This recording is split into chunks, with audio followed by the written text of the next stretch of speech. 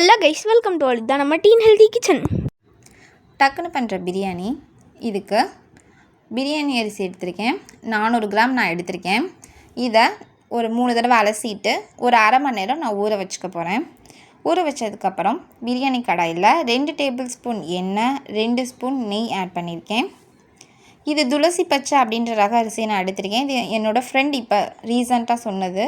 இது எம்டி பிரியாணி இல்லைனா குஸ்கா வெஜ் பிரியாணிக்கு நல்லாயிருக்கு.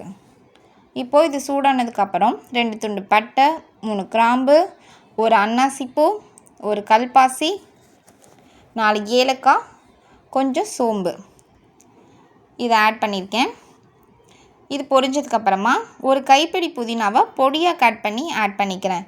இப்போது நம்ம இந்த பிரியாணி ஊற வைக்கிற டைமில் ஒரு பெரிய துண்டு இஞ்சி, முழு பூண்டு, 10 சின்ன வெங்காயத்தை அரைச்சி வச்சுக்கோங்க. இப்போது புதினாவோட 1 டேபிள் ஸ்பூன் மிளகாத்தூள் ஆட் பண்ணியிருக்கேன். இது நல்ல கலர் தரும். இதில் நீளமாக நறுக்குன ஒரு பெரிய வெங்காயத்தை ஆட் பண்ணியிருக்கேன். அது ப்ரௌன் கலர் வந்ததுக்கப்புறம் இஞ்சி பூண்டு சின்ன வெங்காயம் விழுது 2 டேபிள் ஸ்பூன் ஆட் பண்ணிக்கிறேன். இதோட கொத்தமல்லி பொடி இதை வதக்கிட்டு தயிர் 1 டேபிள் ஸ்பூன், கரம் மசாலா, ஒரு பச்சை மிளகா, ஒரு தக்காளி, உப்பு, கொத்தமல்லி தழை இதெல்லாம் சேர்த்து வதக்கி மூடிடுங்க. இதை நான் 2 நிமிஷம் வதக்கிட்டு தான் மூடுறேன். திறந்து பார்த்திங்கன்னா லேசாக அப்படி இருக்குது. இது அடி பிடிக்காமல் இருக்க அப்பப்போ திறந்து லேசாக கிளறுனா போதும். ரொம்ப திறந்து பார்த்து கிளறணுன்னு அவசியம் இல்லை.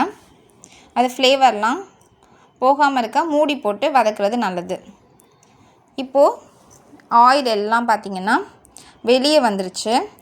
இந்த ஸ்டேஜ் பார்த்தாலே உங்களுக்கு தெரியும், ஆயிலெலாம் நல்லா பிரிஞ்சு வந்திருக்கு.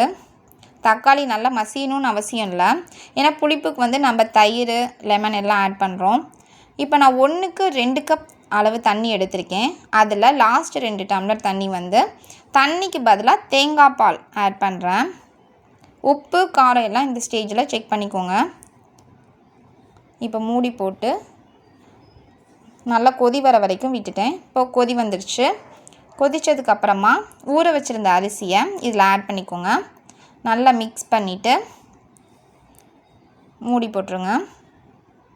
இதில் ஒரு அரை லெமன் மட்டும் நான் பிழிஞ்சு விடுறேன். இப்போ சைடில் பார்த்திங்கன்னா தெரியும் உங்களுக்கு நல்லா ஆவி வருது. இந்த ஸ்டேஜில் இப்போ திறந்து பாருங்கள், உங்களுக்கு தெரியுதா அரிசியும் தண்ணியும் நல்லா ஒன்றோட ஒன்று சேர்ந்த ஸ்டேஜு. இந்த ஸ்டேஜில் நெய் 1 ஸ்பூன் ஆட் பண்ணுங்கள். விருப்பம் இருந்தால் ஆட் பண்ணுங்கள். இதை இப்போ நான் தம் போட்டேன்.